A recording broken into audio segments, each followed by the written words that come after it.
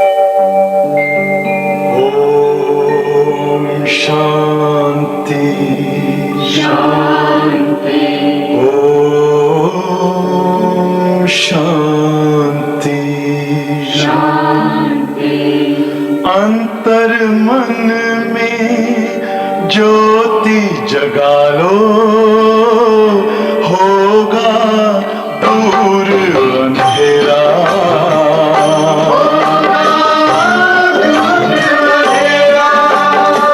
शिव का कर लो ध्यान, आ रहा पावन पुण्य सवेरा।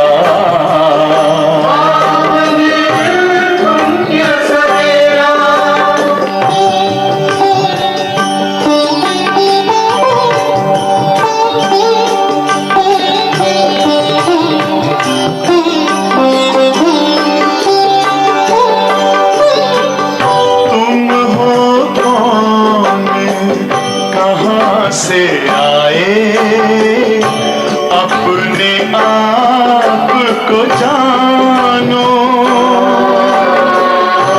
राजयोग के द्वारा अपना परम पिता पहचानो।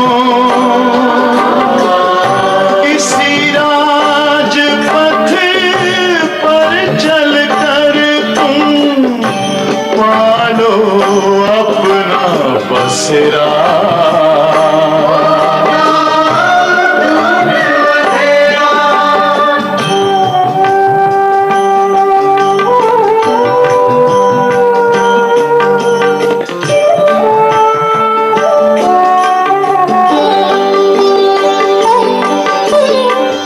तुम हो आत्मा तन से न्यारे, परमात्मा को प्यारे।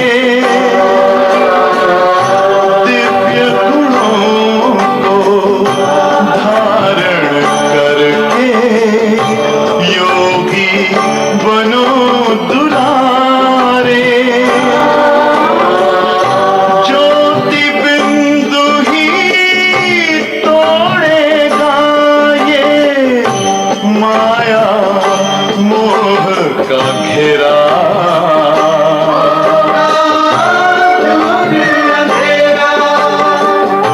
अंतर मन में ज्योति जगा लो, होगा दूर अंधेरा।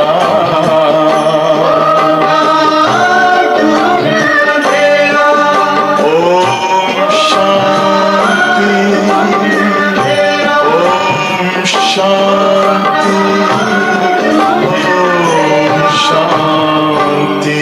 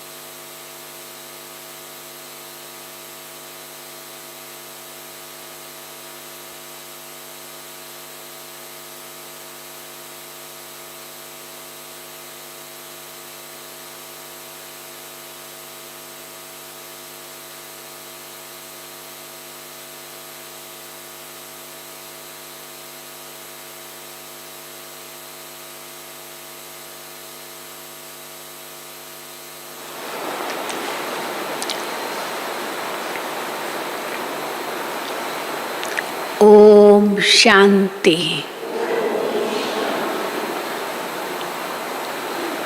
शिव बाबा निराकार है,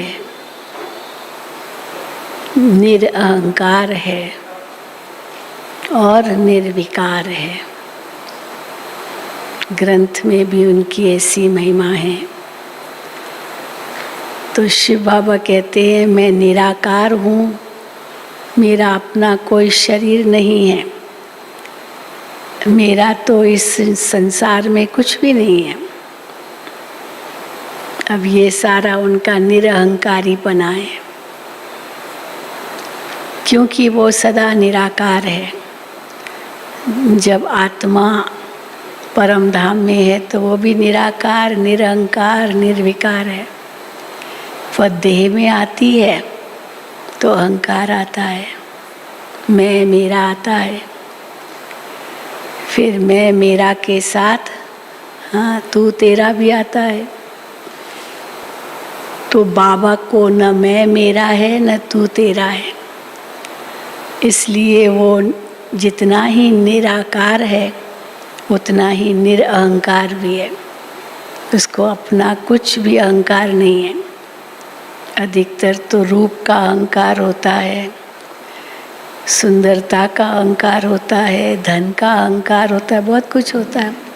अब वो तो बाबा तो है ही नहीं वो, इसलिए निरअहंकार है।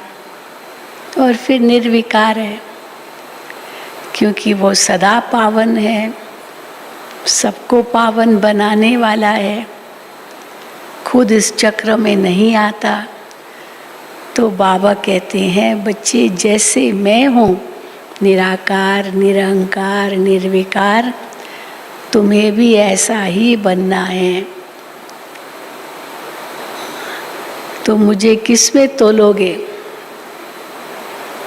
उस समय साकार बाबा के समय जब ये मुरली चली थी तो उस समय आगा खान को तोला था, हीरो में तोला था। और जहाँ तक मुझे याद है नेहरू को सोने में तोला था, ये मुझे जहाँ तक याद है। तो हीरो में, सोने में हाँ तोला था।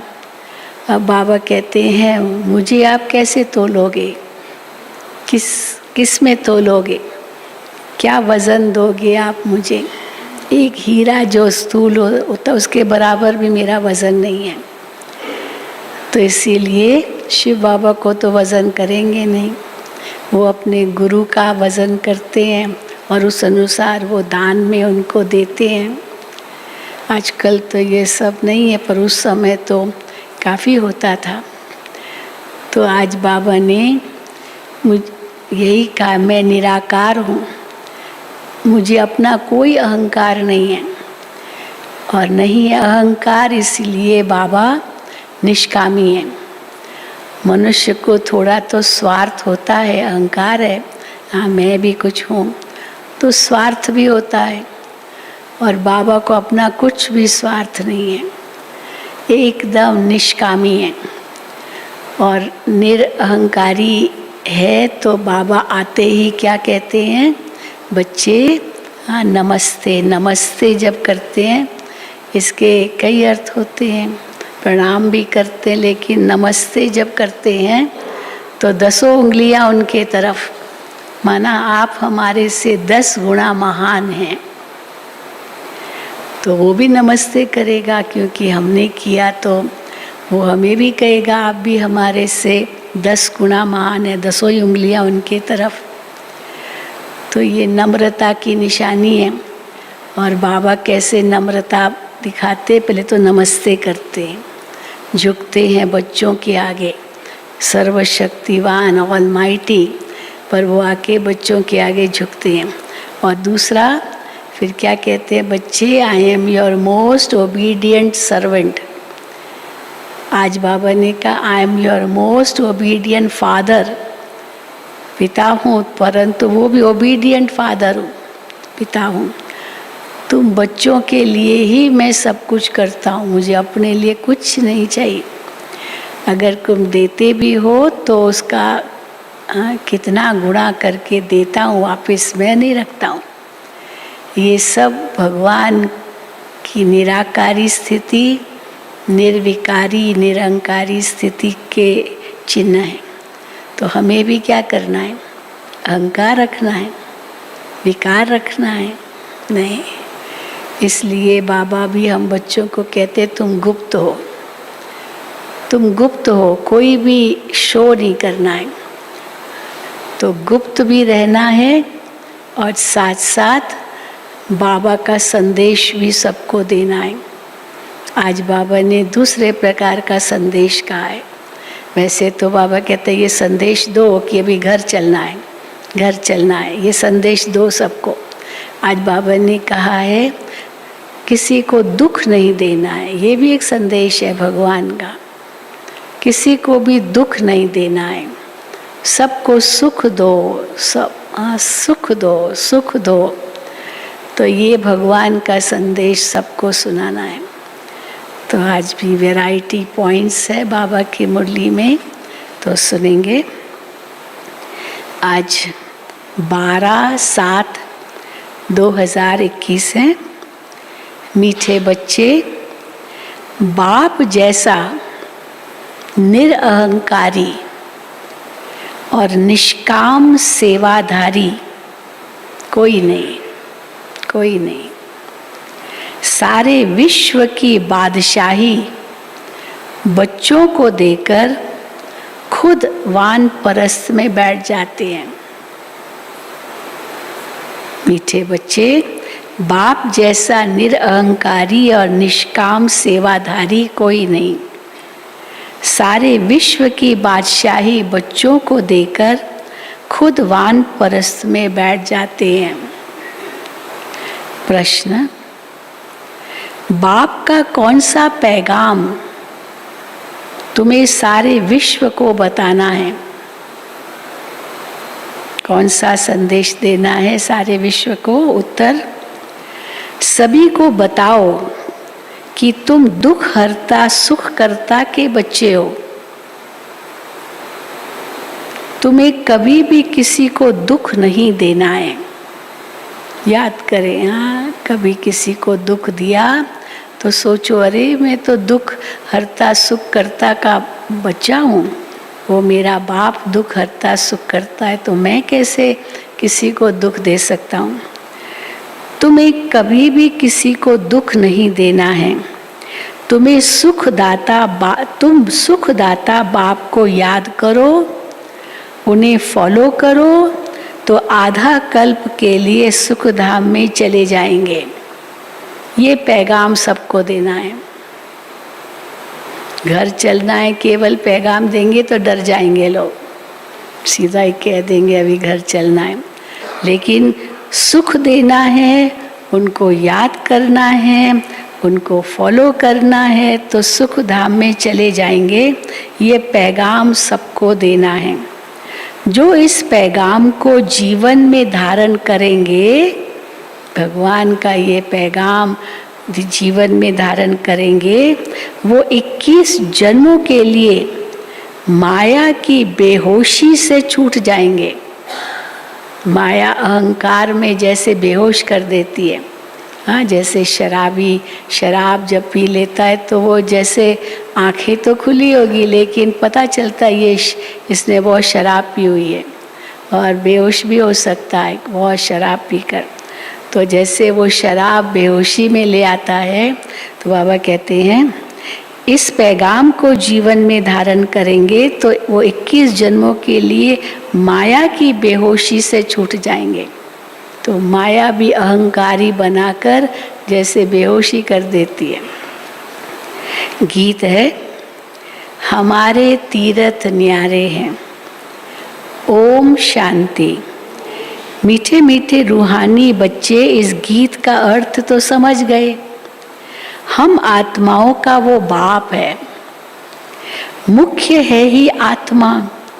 अभी तुम बच्चे जानते हो, हमारी आत्मा परम पिता परमात्मा के सम्मुख बैठी है।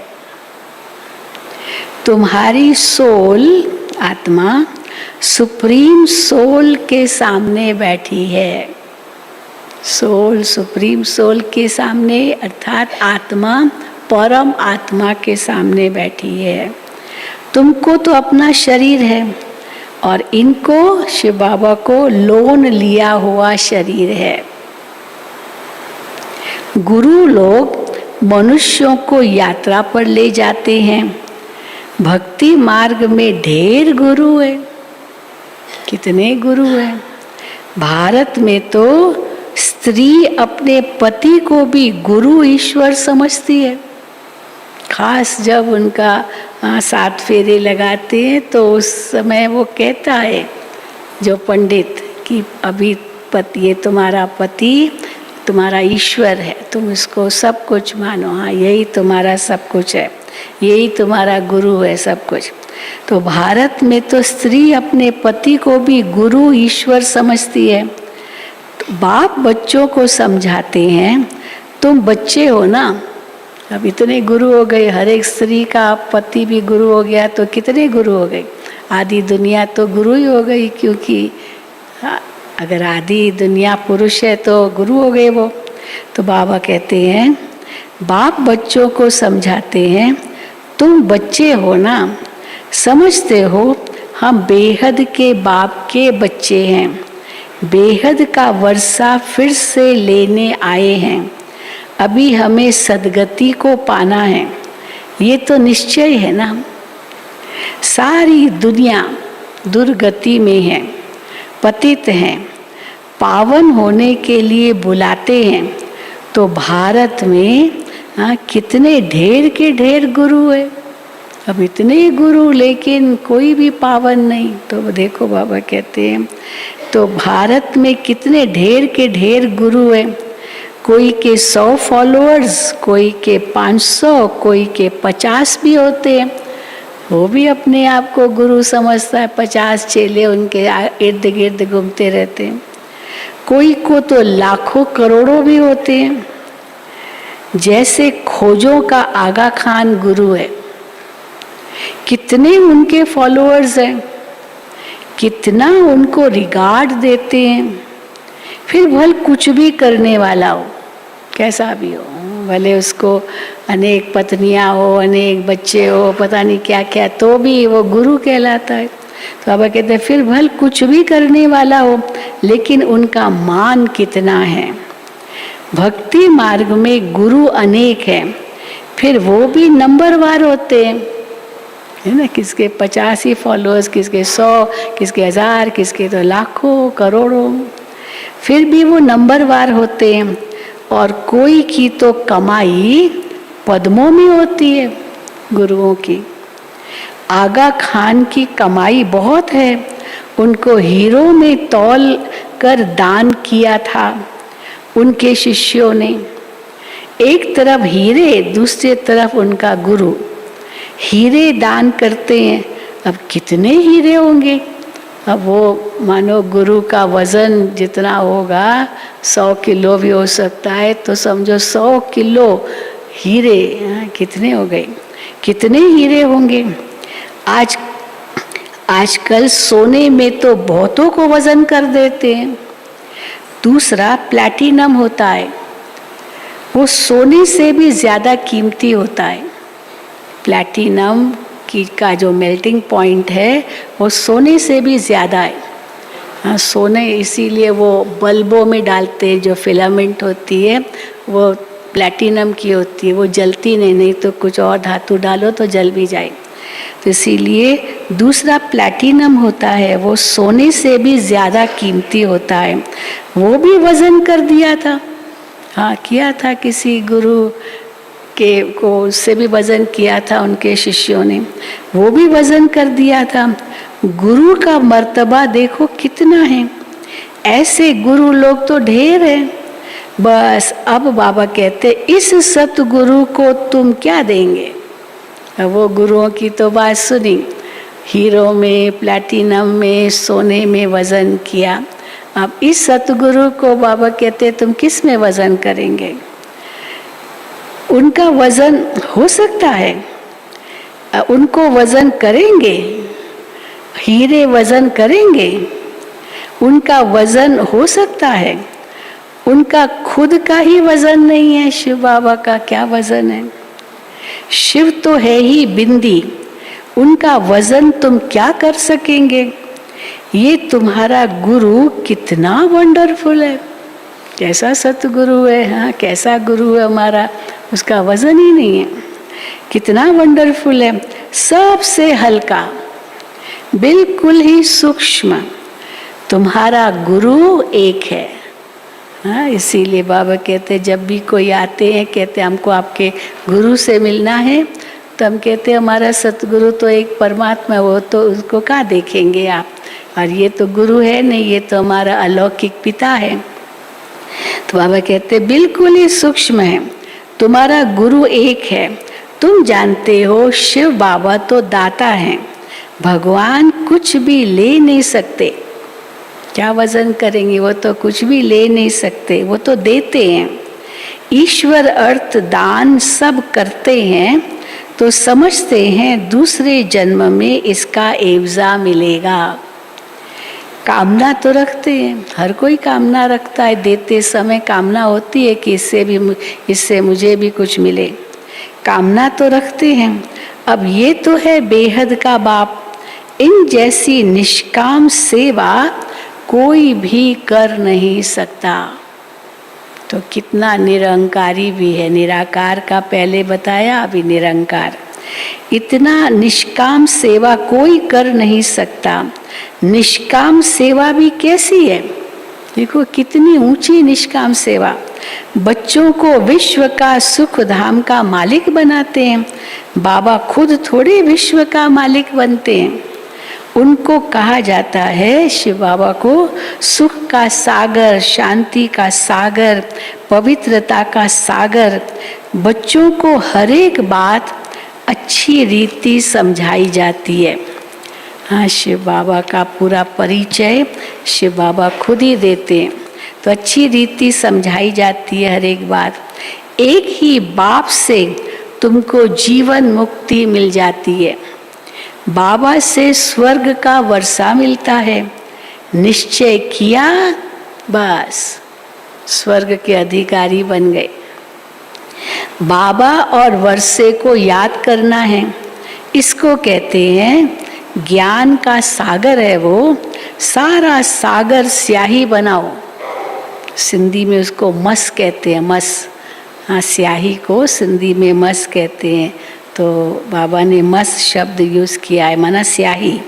सारा सागर मस बनाओ, स्याही बनाओ। सारा जंगल कलम बनाओ, हाँ, सारा जंगल कलम बनाओ। सारी पृथ्वी कागज बनाओ, और साक्षात सरस्वती देवी ईश्वर की महिमा लिखे, स्तुति लिखे, उनका ज्ञान लिखे, तो भी कम है। तो बाबा कहते हैं तो भी एंड नहीं हो सकती। तुम शुरू से लेकर लिखते जाओ तो तुम्हारी ढेर पुस्तकें हो जाए। ये नॉलेज तो बहुत वैल्यूबल है जो धारण करने की है। जानते हो ये कोई परंपरा तो चलती नहीं। अभी तुमको तंत्र मिलता है, माना सार मिलता है सबका। बाबा सारे शास्त्रों, वेदों का, यहाँ तक कि सभी धर्मों का सार बताते हैं। बाप आकर बच्चों को अपना परिचय देते हैं, वही काफ़ी है। सबसे बड़ा सार तो वही है जिसको सारी दुनिया ढूंढ रही है। भगवान खुद आकर अपना परिचय देते हैं, वही काफ़ी है। बाप का परिचय देने से, रचयिता को जानने से रचना का भी ज्ञान आ जाता है। बुद्धि कहती है जो सतयुग में आते होंगे उनके पुनर्जन्म जास्ती होंगे। चक्र में जो पहले आए होंगे वही आएंगे फिर अगले चक्र में भी पहले। इस चक्र को भी अच्छी रीति समझना है। गीत में भी सुना, हमारे तीर्थ न्यारे हैं। वो तो जन्म जन्मांतर तीर्थ यात्राएं आदि करते आए हैं। बाबा दोनों का अंतर बताते हैं कि वो यात्रा जो भक्ति मार्ग में होती है और जो बाबा हमें यात्रा सिखाते हैं उसमें कितना अंतर है। वो तो जन्म जन्मांतर तीर्थ यात्राएं आदि करते आए हैं, वो ये सिर्फ तुम्हारी एक जन्म की यात्रा है। वो जन्म जन्म 63 जन्म यात्राएं की और ये केवल एक जन्म की याद की यात्रा है। इस रूहानी यात्रा में जरा भी कोई तकलीफ नहीं। और वहाँ कितनी तकलीफ, कितना कष्ट सहन करते यात्राएं, ऐसे थोड़ी होती है। तो और इस रूहानी यात्रा में ज़रा भी कोई तकलीफ नहीं। हाँ, एक अंतर बताया एक ही बार और वो अनेक बार, और दूसरा उसमें कितनी तकलीफ, इसमें कोई तकलीफ नहीं। ज्ञान देने वाला एक ही सतगुरु है। सदगति तो किसी की भी होती नहीं। अब कितनी भी यात्राएं करे तो भी बाबा कहते सदगति तो किसकी होती नहीं। वो है सुप्रीम ज्ञान का सागर, सर्व की सदगति हो जाती है। वो सुप्रीम आता है, सतगुरु आता है तो सर्व की सदगति हो जाती है। बाकी क्या चाहिए? तत्व भी सतो प्रधान हो जाते हैं, जैसे उनकी भी सदगति हो जाती है, तत्वों की भी। बाकी और क्या चाहिए? यहाँ तमो प्रधान है तत्व भी, तो वायु आदि भी ऐसी ही तमो प्रधान होती है। कितना प्रदूषण है ना? तो ऐसे ही वायु भी तमो प्रधान होती है। कितने अर्थक्वेक आदि होते रहते हैं। एक ही भूकंप आता है, कितना नुकसान हो जाता है। कितने अर्थक्वेक आदि होते हैं। सतयुग में तो कोई भी दुख देने वाली चीज नहीं होगी। बाप है ही दुख हरता सुख करता। तुम उनके बच्चे हो तो किसको भी तुमको दुख नहीं देना है। सबको ये रास्ता बताना है, सुख का वर्षा पाने का रास्ता सबको बताओ। अब बाप कहते हैं तुमको सुख ही देना है। बाबा तुमको आधा कल्प के लिए ऐसा सुख देते हैं जो वहाँ दुख का नाम भी नहीं रहता है। वो शब्द ही नहीं होता है दुख, वहाँ दुख का नाम ही नहीं रहता है। हाँ, निशान तो होते ही नहीं है पर नाम भी नहीं है। निशान से बड़ा उसका नाम है ना, तो नाम भी नहीं है। जो वहाँ दुख का नाम नहीं रहता। तुम जानते हो बाप से 21 जन्मों का वर्षा पाने हम यहाँ आए हैं। तुम सभी कौन हो? स्टूडेंट्स हो। तुम्हारी दिल में है कि शिव बाबा से स्वर्ग का सुख लेते हैं तो सब दुख दूर हो जाएंगे। इतना निश्चय है हमें। बाबा हमको संजीवनी बूटी देते हैं सुरजीत होने के लिए। दुखी होते हैं ना लोग, तो अभी वो दुख को भूले कैसे?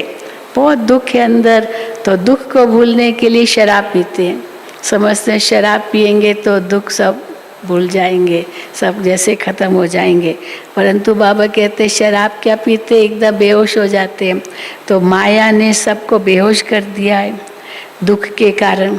तो शिव बाबा से स्वर्ग का सुख लेते हो तो सब दुख दूर हो जाएंगे। बाबा हमको उस बेहोशी से कैसे जगाते हैं?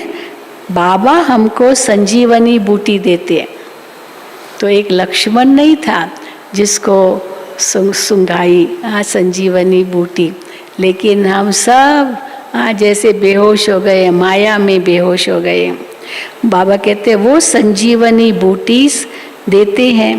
बाबा संजीवनी बूटी देते हैं सुरजीत होने के लिए। फिर 21 जन्म कोई भी मूर्छित नहीं होंगे। माया ही नहीं होगी तो मूर्छित कैसे करेंगे? वो संजीवनी बूटी कौन सी है? कौन सी है संजीवनी बूटी जो बाबा देते हैं? मन मना भव।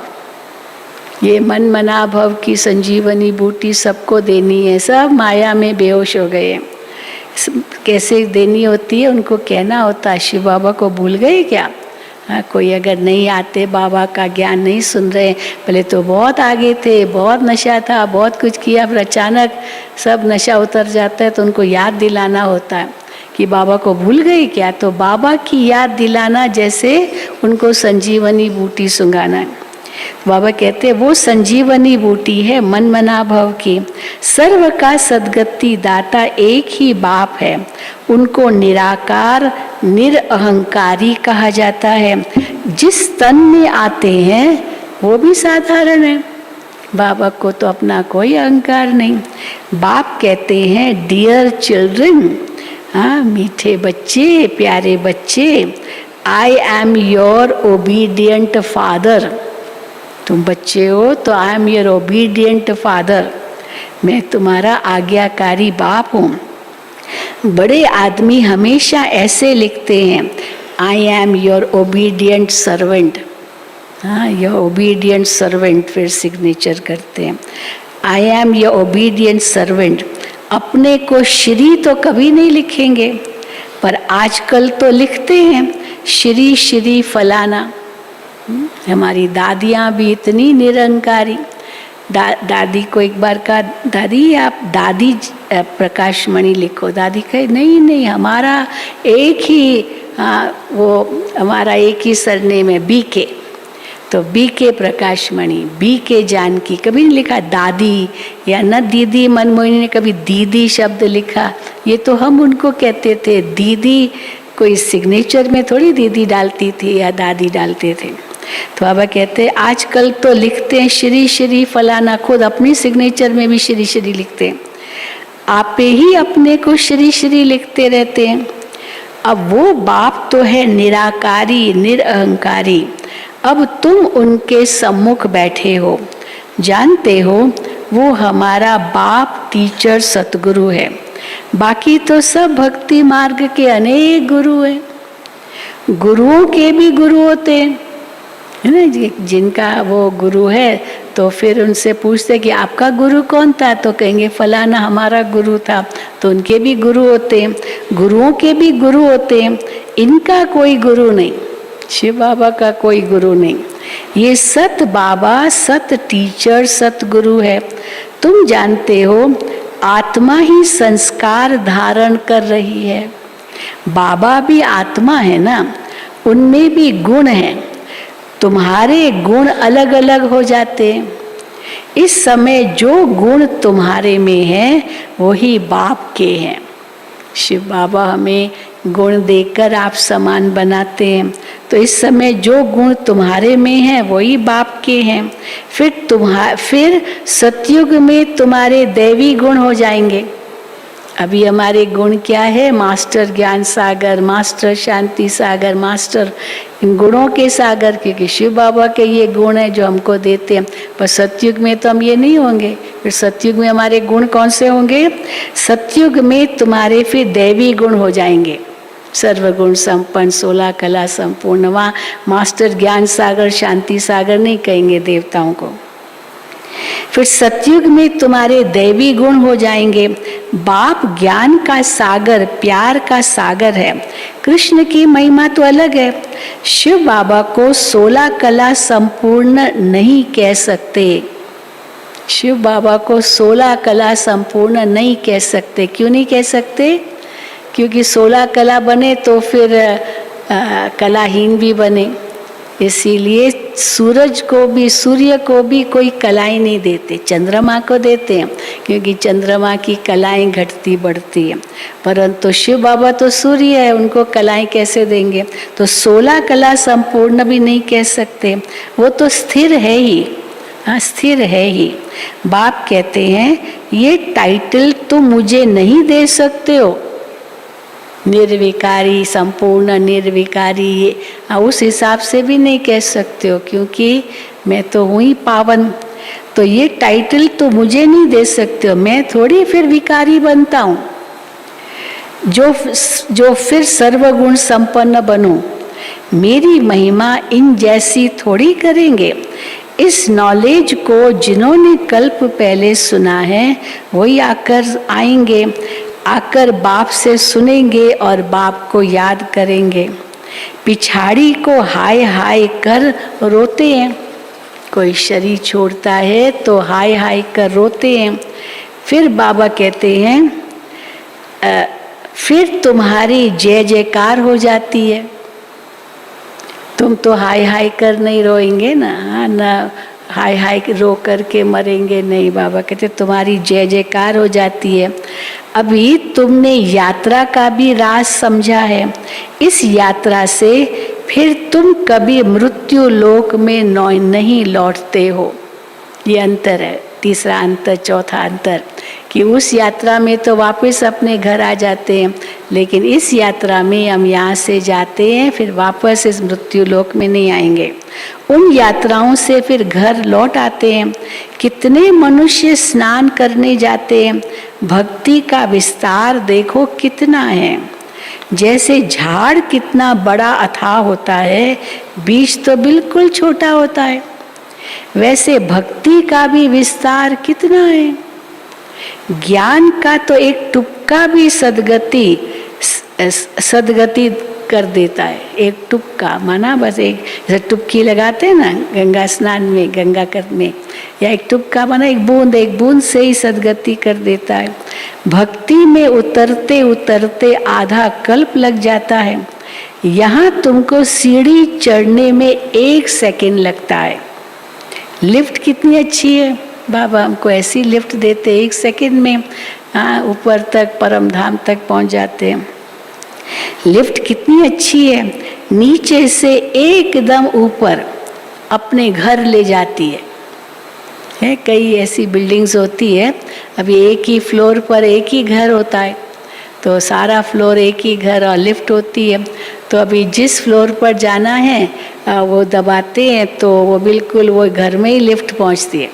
वो उसको ताला लगा देते हैं, क्योंकि कौन है, जैसे वो घर हो गया उसका, तो लिफ्ट का दरवाज़ा ही उनका ताला उनका दरवाज़ा है, तो इसलिए अब जैसे निकले जैसे घर में पहुंच गए। तो बाबा कहते हैं तो अपने घर ले जाती है, नीचे से एकदम ऊपर अपने घर ले जाती है ये लिफ्ट। इसको कहा जाता है चढ़ती कला सर्व का भला। सर्व का सद्गति दाता एक बाप ही है। अब ज्ञान भक्ति का फर्क देखा, ज्ञान और भक्ति का कितना फर्क है। ज्ञान भक्ति वैराग्य है ना, सन्यासियों का है हद का वैराग्य, और बाप ने समझाया है वैराग्य भी 2 प्रकार का है। एक है हद का वैराग्य, जिससे कोई सद्गति नहीं होती है। वैराग आया, कफनी पहनी या चलो गए जंगल में, वैराग आने आ गया तो एक होती है हद का वैराग्य, जिससे कोई सद्गति नहीं होती है। दूसरा है बेहद का वैराग्य, जिससे तुम्हारी सद्गति हो जाती है। अभी सद्गति के लिए तुम बच्चों को श्रीमत मिलती है, श्रेष्ठ ते श्रेष्ठ बनने की श्रीमत। ये कौन सी श्रीमत है? श्रेष्ठ ते श्रेष्ठ बनने की श्रीमत। अब श्रेष्ठ दुनिया की स्थापना हो रही है श्रीमत पर। ये भ्रष्ट दुनिया रावण की मत पर बनी है। हम श्रेष्ठ बन रहे हैं, ये बातें तुम ही जानो, दुनिया बिल्कुल नहीं जानती है। तुम्हारे लिए तो कहते हैं लोग, पहले बहुत कहते थे, अभी तो देख ही रहे हैं खुद अपनी आंखों से, तो पहले तो बहुत कहते थे। तुम्हारे लिए कहते हैं ये ब्रह्मा कुमारियाँ विनाश कराने वाली है। हर वक्त देखो विनाश विनाश शब्द ही बोलती है, ये विनाश कराने वाली है। अब तो सचमुच विनाश तो होना ही है, अभी खुद भी देख रहे हैं, इसीलिए अभी ऐसे नहीं कहते। सचमुच विनाश तो होना ही है। अब इससे तो कल्याण ही होना है। ये विनाश कोई बुरी चीज नहीं है, इससे कल्याण होना है। कल्याणकारी बाप आते हैं तो महाभारी महाभारत लड़ाई लगती है। कहेंगे हमने कहा था ना कि ब्रह्मा कुमारियां विनाश करेंगी, तो देखो ये लड़ाई आई। बरोबर विनाश तो होना ही है। पुरानी दुनिया विनाश होगी, हम नई दुनिया स्थापन करते हैं। पुरानी के बाद नई जरूर है ही। ये नई पुरानी अगर विनाश हुआ भी तो ऐसे नहीं सब खत्म हो जाएगा, उसके बाद तो नई दुनिया है ही। बाबा कहते हैं पुरानी के बाद नई जरूर है ही। कल्प कल्प विनाश होता है, कोई नई बात थोड़ी है। अब सोचो पिछले कल्प में भी ऐसे ही विनाश हुआ था सारी दुनिया का। कल्प कल्प विनाश होता है, तब ही भारत में स्वर्ग के द्वार खुलते हैं। तो स्वर्ग कैसे आएगा भारत में? अभी तो पूरा ही नरक है। तो बाबा कहते हैं कल्प कल्प स्वर्ग के द्वार खुलते हैं। कब? जब विनाश होता है। परंतु वो लोग समझे कैसे? आगे चलकर बहुत समझेंगे। इसीलिए बाबा कहते हैं कभी भी ये मत कहो विनाश विनाश, क्या कहो नई दुनिया आनी है, नई दुनिया आनी है। तो नई दुनिया की खुशी उनको दो, लेकिन नई दुनिया ऐसे कैसे आएगी जब तक पुरानी का विनाश न हो, ये भी है।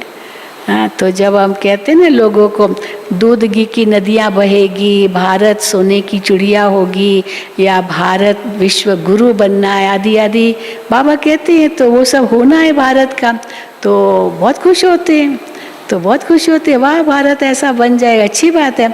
लेकिन कहते हैं लेकिन, अब वो लेकिन शब्द सुनते ही बेचारे घबरा जाते, क्यों लेकिन?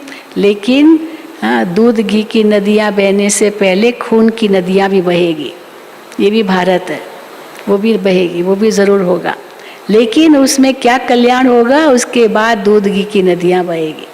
तो देखो बाबा कहते हैं, तो बाबा कहते हैं आगे चलकर बहुत समझेंगे, बाप जब आते हैं तो पुरानी दुनिया सारी स्वाहा हो जाती है। तुम्हारा ये यज्ञ तो वंडरफुल है जिसमें आहुति पढ़नी है, ये भी तुम जानो और न जाने कोई। ऐसा यज्ञ भगवान ने रचा है जिसमें सारी दुनिया की आहुति पड़ती है। विजय तो पांडवों की होनी ही है, अविश्वंभावी है, पांडव कभी हार नहीं खाएंगे। विजय तो पांडवों की होनी है और सब खत्म हो जाएंगे, बाकी तुम पांडव रहते हो, फिर नई दुनिया में राज्य करते हो। ये नॉलेज बड़ी वंडरफुल है। सबका दुख हरता, सुख करता, सद्गति देने वाला एक ही बाप है। कितना मीठा, कितना प्यारा बाप है। बाबा का ये गीत बहुत ही अच्छा है, बाबा को बहुत अच्छा लगता है। साकार बाबा के समय ये गीत बजा था, बनाया था रमेश भाई ने, रमेश भाई उषा बहन ने, मुझे याद है बॉम्बे में, ये खास वो ललित सोडा वो उनके फ्रेंड थे, तो उसने ये गीत गाया था। कितना मीठा, कितना प्यारा शिव भोला भगवान, कितना मीठा, कितना प्यारा बाप है। कहते आए हो मीठे बाबा, आप जब आएंगे तो आप पर हम वारी जाएंगे। मेरा तो एक आप, दूसरा न कोई। इसका मतलब ये नहीं है, क्या नहीं है? मेरा तो एक आप शिव बाबा और दूसरा न कोई। इसका मतलब ये नहीं है कि घर बार छोड़कर यहाँ आकर बैठ जाओ कि मेरा तो केवल एक शिव बाबा, दूसरा न कोई। अगर ये कहा जाए कि यहाँ कर मेरा तो एक शिव बाबा, दूसरा न कोई, और सब छोड़ के यहाँ के बैठ जाओ, तो देखो सारी लाइन लग जाएगी यहाँ। बस हमारा तो ये, हमको तो यहीं रहना है। तो बाबा कहते नहीं, ये इसका मतलब ये नहीं है कि मेरा तो एक शिव बाबा, दूसरा न कोई, माना घर बार छोड़कर यहाँ के बैठ जाओ। नहीं, गृहस्थ व्यवहार में भल रहो, 7 रोज का कोर्स ले, फिर कहाँ भी जाओ, मन मना भव। बाप को याद करना है और वर्षा पाना है, बस याद की यात्रा में रहना है, इससे ही बेड़ा पार है। ये भी तुम जानते हो पवित्र रहना है, छी खाना आदि नहीं खाना है। मुरली तो मिलती ही है, कोई समय मुरली नहीं भी मिलेगी। आफतें आएंगी, हंगामा आदि हो जाएंगे, तो मुरली मिल नहीं सकेगी। तुम इन आँखों से जो कुछ देखते हो वो नहीं रहेगा। चलो अभी भले लॉकडाउन था, कुछ भी था, मुरली नहीं मिली, लेकिन इंटरनेट ने तो बहुत मदद किया, तभी तो सब जिंदा है ना। हाँ, बाबा की मुरली मिलती रही, तो इसलिए बाबा कहते हैं अगर वो भी ना हो तो फिर क्या होगा। तो बाबा कहते हैं हंगामा आदि हो जाएगा तो मुरली मिल नहीं सकेगी। तुम इन आँखों से जो कुछ देखते हो वो नहीं रहेगा, सब भस्म हो जाएगा। प्रलय तो होती नहीं, दुनिया तो एक ही है, नई सो पुरानी होती है। न्यू वर्ल्ड फिर ओल्ड वर्ल्ड कहा जाता है। अब तो कहेंगे ये ओल्ड वर्ल्ड है, बाकी थोड़ा समय है। वो कहते हैं कल्प की आयु लाखों वर्ष है, कलयुग के लिए कहते 40,000 वर्ष है। वास्तव में 5,000 वर्ष का तो पूरा चक्र है, कहाँ 40,000 वर्ष और बाकी कहते। तुम्हारी बुद्धि में सारी नॉलेज है, मनुष्य तो बिल्कुल पत्थर बुद्धि है। एक्टर होकर ड्रामा के क्रिएटर डायरेक्टर को न जाने तो उनको क्या कहेंगे? क्यों कहते पत्थर बुद्धि? एक्टर होकर ड्रामा के क्रिएटर डायरेक्टर को न जाने तो और क्या कहेंगे उनको? वर्ल्ड की हिस्ट्री ज्योग्राफी कैसे रिपीट होती है ये तो जानना चाहिए ना, कैसे न जाने एक्टर होकर। जो अच्छी रीति जानते हैं, बुद्धि में धारण कर औरों को धारण कराते हैं, वो ही ऊंच पद पाते हैं। तो बाप कहते हैं जो नॉलेज मेरे में थी वो अब तुमको दे रहा हूँ। ड्रामा प्लान अनुसार मैं रिपीट करता हूँ। कल पहले जो कहा था वो फिर ड्रामा प्लान अनुसार मैं वो कहता हूँ। मेरा भी ड्रामा में पार्ट है, भक्ति मार्ग में भी पार्ट बजाया ना। साक्षात्कार कराने का पार्ट शिव बाबा का है भक्ति मार्ग में, भक्ति मार्ग में भी पार्ट बजाया। अब तुमको आकर अपना और रचना के आदि मध्य अंत का परिचय देता हूँ। मैं भी ड्रामा के बंधन में हूँ, मैं आता ही एक बार हूँ। ड्रामा के बंधन में हूँ माना ऐसे नहीं मैं जब चाहूँ आ जाऊँ, नहीं, एक ही बार आना है मुझे। मैं आता ही एक बार हूँ, अपना परिचय देने और रचना के आदि मध्य अंत का ज्ञान सुनाने। मैं आता हूँ एक बार। अच्छा मीठे मीठे सिकिल दे बच्चों प्रति माता पिता बाप दादा का याद प्यार और गुड मॉर्निंग।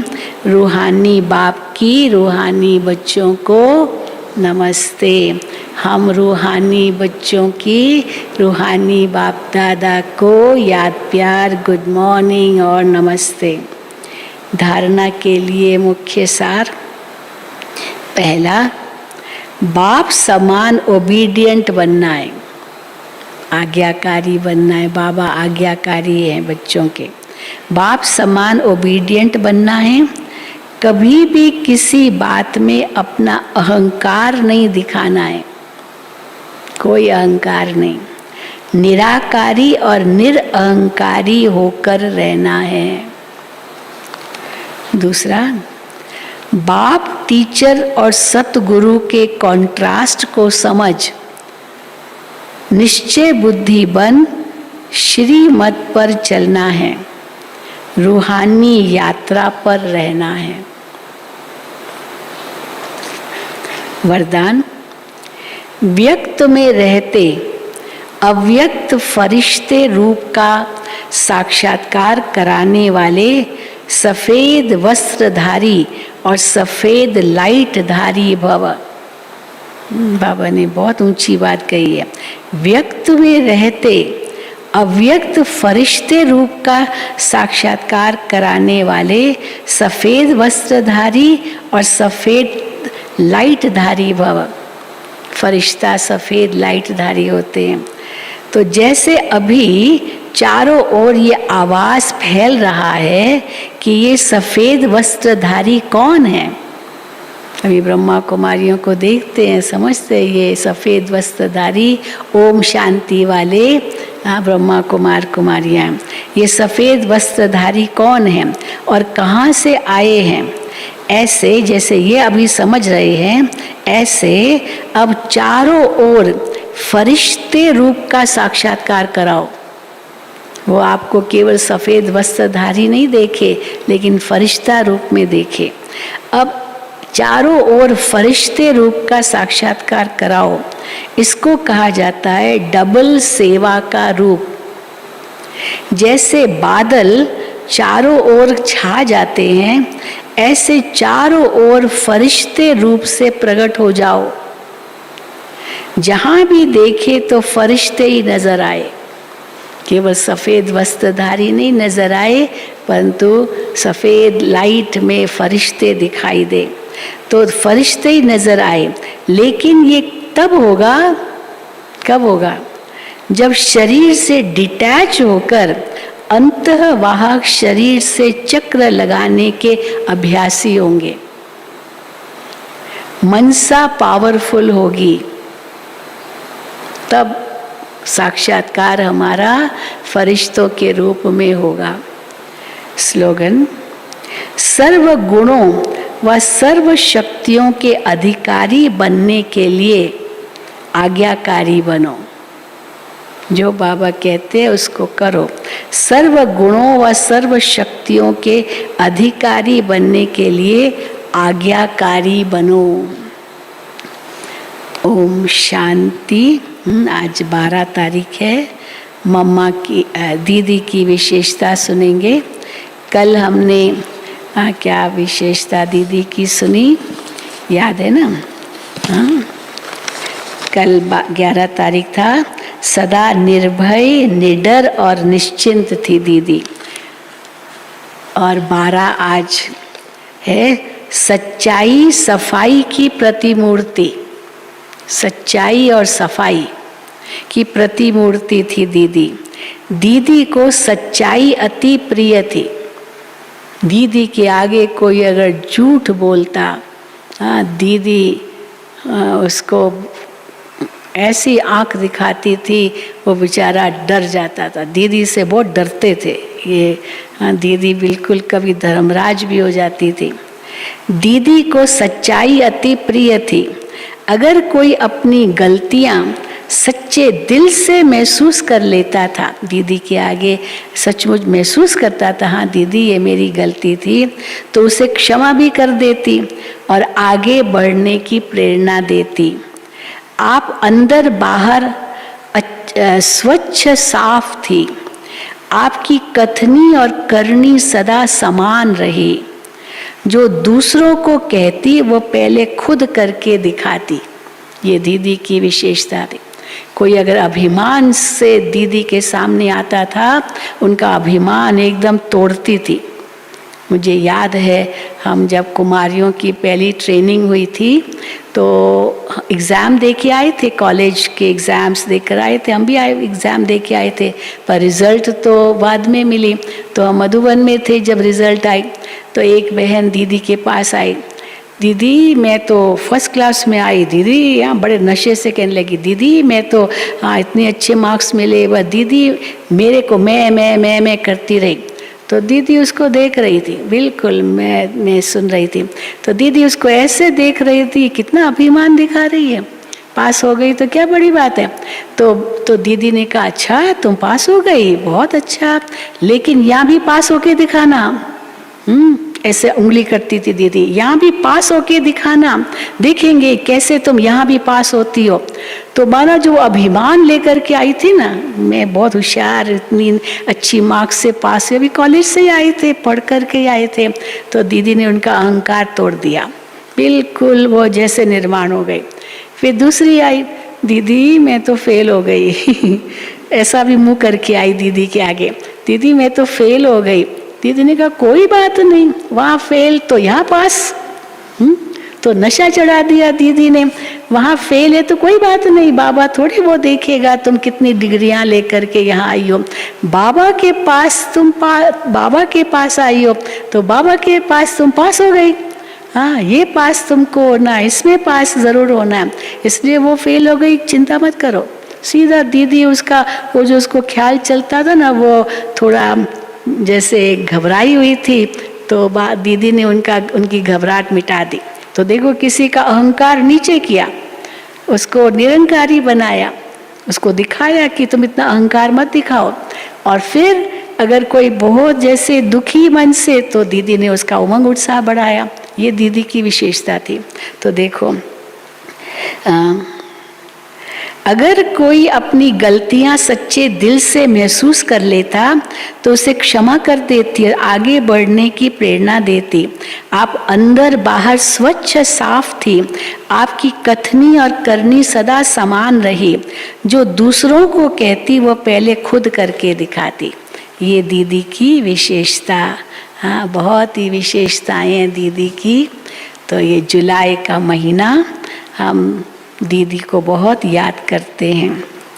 अच्छा तो अभी ओम शांति, ओम शांति।